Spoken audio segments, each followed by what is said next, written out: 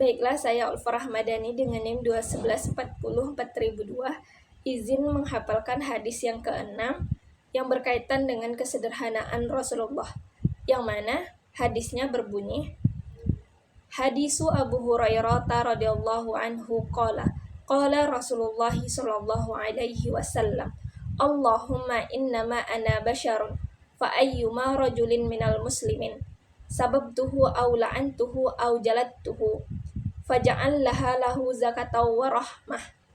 Rawahul Bukhari wa Muslim wa Ahmad wal Darimi. Baiklah, selanjutnya kita membahas tentang hadis perkata dari hadis ke-6 tentang kesederhanaan Rasulullah, yang mana hadisu Abu Hurairah radhiyallahu anhu, hadis dari Abu Hurairah radhiyallahu anhu, semoga Allah meridhoinya. Qala, dia berkata, qala Rasulullah sallallahu alaihi wasallam, bersabda Rasulullah sallallahu alaihi wasallam, atau berkata Rasulullah sallallahu alaihi wasallam, Allahumma, ya Allah, innama, hanyasanya atau bahwasanya atau sesungguhnya, ana, aku atau saya, basyarun, manusia biasa. Allahumma innama ana basyarun, ya Allah, bahwasanya aku manusia biasa. Fa ayyuma, fa maka ayyuma, siapa saja yang, fa ayyuma, maka siapa saja yang, rajulin, laki-laki, minal muslimin, min dari muslimin, orang Islam, fa ayyuma rajulin minal muslimin, maka siapa saja yang laki-laki dari orang Islam, sabab tuhu, aku cercah atau aku hina, au la'antuhu, atau la'antuhu, aku laknat dia, dari kata laknat, au la'antuhu, aku laknat dia, au jaladtuhu, atau jaladtuhu, aku pukul dia atau aku cambuk. Faja'allaha, maka jadikanlah dia, faja'allaha lahu, maka jadikanlah dia kesalahanku itu untuknya, zakatau wa rahmatan, sebagai zakat atau pembersih bagi dirinya, wa rahmatan, dan sebagai rahmat baginya.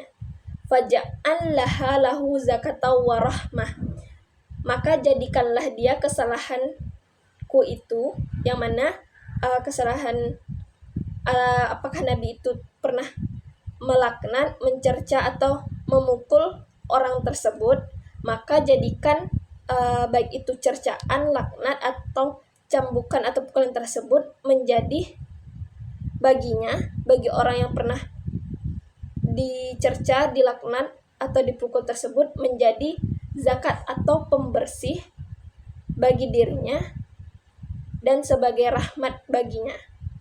Faja'allahu zakatau wa rahmah. Rawahul Bukhari wa Muslim wa Ahmad wal Darimi, di mana hadis ini diriwayatkan oleh Bukhari, Muslim, Ahmad, dan Al-Darimi. Baiklah, selanjutnya pembahasan hadis yang ke-6, yang mana hadis ini menjelaskan tentang kesederhanaan dan kasih sayangnya Rasulullah sallallahu alaihi wasallam. Di mana pertama, pada hadis ini Nabi Shallallahu Alaihi Wasallam mengakui bahwasanya dia hanyalah manusia biasa, yang mana telah kita ketahui bahwa Nabi merupakan manusia yang diutus menjadi Nabi dan Rasul yang terakhir di muka bumi, yang mana ia dalam tindakan atau perbuatannya sangat dibimbing langsung oleh Allah Subhanahu Wa Taala, jadi terhindar dari kesalahan. Namun pada saat ini, pada hadis ini, Rasulullah mengatakan dan mengakui bahwa dia hanyalah manusia biasa. yang mana kata manusia biasa lebih mengarah kepada hal-hal yang bersifat kemanusiaan umum. Sebab sebutan manusia biasa disalahartikan oleh orang-orang yang mana ketika disuruh mencontohkan Nabi dan disuruh mengikuti ajaran Nabi, baik itu dari melaksanakan sunnah-sunnahnya atau ibadah yang lainnya, maka dipatahkan dengan kalimat Nabi kan sama dengan kita. Itu sangat sering terjadi. Nah, dalam hal ini kita sebagai manusia hendaknya tetap melaksanakan segala perintah dan ajaran Nabi dengan sebaik mungkin. Nah, dalam hal ini juga maksudnya dari kata manusia biasa, di mana Nabi memiliki potensi-potensi sebagaimana manusia lain. Nabi adalah orang yang diberikan petunjuk oleh Allah menjadi Rasul, yang mana Nabi juga memiliki kelemahan sebagaimana dimiliki oleh manusia-manusia lain. Walaupun Nabi sebagai Nabi dan Rasul yang diutus langsung oleh Allah, tetaplah Nabi memiliki kelemahan seperti dimiliki oleh manusia-manusia lain. Yang mana di sini dikatakan, aku manusia biasa. Aku juga diciptakan sebagaimana yang lain diciptakan. Penciptaan Nabi dan manusia yang lainnya tentulah sama. Seperti yang mana sama sebagaimana penciptaan manusia-manusia biasa atau manusia pada umumnya. Kata Rasul di hadapan Allah. Nah, selanjutnya, maka dari itu siapa saja, baik laki-laki atau perempuan, yang pernah atau kena imbas, di mana imbasnya apakah sempat Rasulullah tersebut menghinanya, di mana di situ ada 3 poin: menghina, memukul, atau melaknat. Sempat menghinanya atau pernah melakukan laknat terhadapnya atau bahkan aku pukul dia. Nah, dalam hal ini Nabi bukan selalu melakukan hal itu, namun terkadang.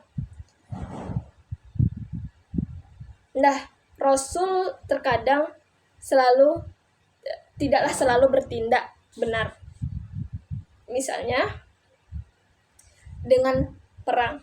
Nah, di situ kan Nabi ada yang memukul ketika perang ataupun bagaimana kejadian pada saat perang, maka dari kejadian itu jadikanlah pembersih atau zakat baginya.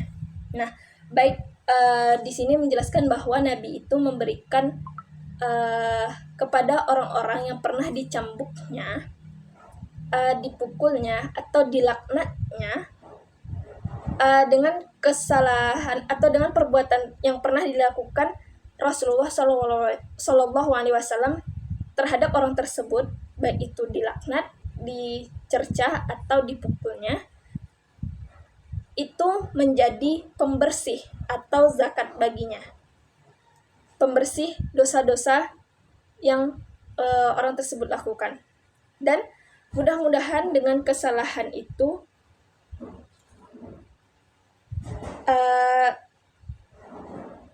dapat menghapus dosa-dosanya. Harapannya dengan adanya Nabi melakukan hal tersebut terhadap orang-orang tersebut, maka hal tersebut dapat menghapus dosa-dosanya. Dan sebagai rahmat atau tambahan kasih sayangnya dari Nabi untuk orang tersebut. Di mana di sini Nabi memperlihatkan bahwa jangan ada orang yang merugi karena kelemahannya. Nah, di sini Nabi mengakui bahwa dia manusia biasa dan pasti ada kelemahan, namun Nabi tidak mau dengan kelemahannya tersebut mengakibatkan kerugian terhadap orang-orang yang di sekitarnya.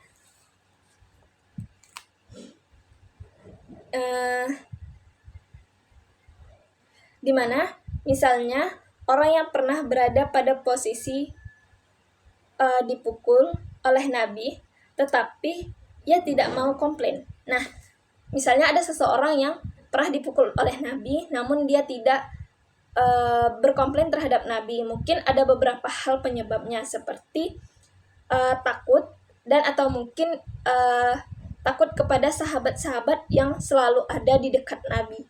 Takut sahabat tersebut marah kepada orang yang melakukan komplain atau yang pernah dipukul oleh Nabi tersebut. Nah, di sini Nabi meminta kepada Allah, yang mana jadikanlah dia dari kesalahanku, baik itu pernah dipukul, dilaknat, memukul, dilaknat, itu sebagai pembersih atau zakat dan rahmat baginya. Dimana orang yang tersebut, orang yang terkena pukul, laknat, atau dicerca,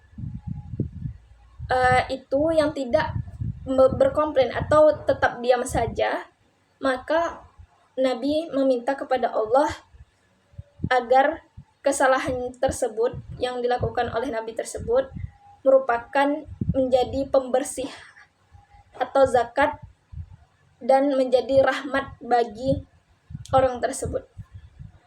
Baiklah, adapun kaitan hadis dengan pendidikan, yang mana ada 2 poin, yakni pertama, menjelaskan tentang kepribadian guru yang baik, yang mana seorang guru yang baik itu sebagaimana kepribadiannya, bagaimana seharusnya dia.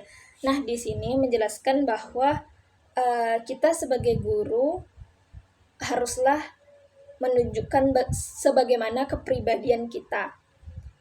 Jadi kita harus, sebagai guru harus memiliki kepribadian yang itu merupakan kepribadian kita, baik itu kejujuran, kesopanan, bertindak atau bertingkah laku dalam mengajarkan anak-anak murid. Selanjutnya, yang poin kedua, yakni seorang guru tidak boleh menganggap dirinya dalam posisi tidak tersentuh oleh kesalahan. Dia harus menyadari dirinya sebagai manusia biasa dan mengakui kesalahannya atau bersifat rendah diri. Nah, seorang guru juga yang merupakan manusia biasa harus mengakui kesalahan-kesalahan kesalahan dari dirinya. Mungkin kita sebagai guru tidak boleh merasa benar. Nah, dalam hal ini mungkin kita pernah melakukan kesalahan penyampaian atau menjelaskan, dan terdapat anak murid yang menyanggah atau bagaimana. Nah, kita harus mengakui terhadap kesalahan yang kita lakukan tersebut, yang mana sejatinya kita hanyalah manusia biasa yang tak luput dari kesalahan. Sehingga di sini kita sebagai seorang guru juga sangat perlu mengakui adanya kesalahan, dan kita tidak boleh bersifat bahwa kita itu selalu benar. Sehingga dalam hal ini juga guru sejatinya harus dapat menerima kritik dan saran dari peserta didik demi pembelajaran atau kebaikan untuk kedepannya.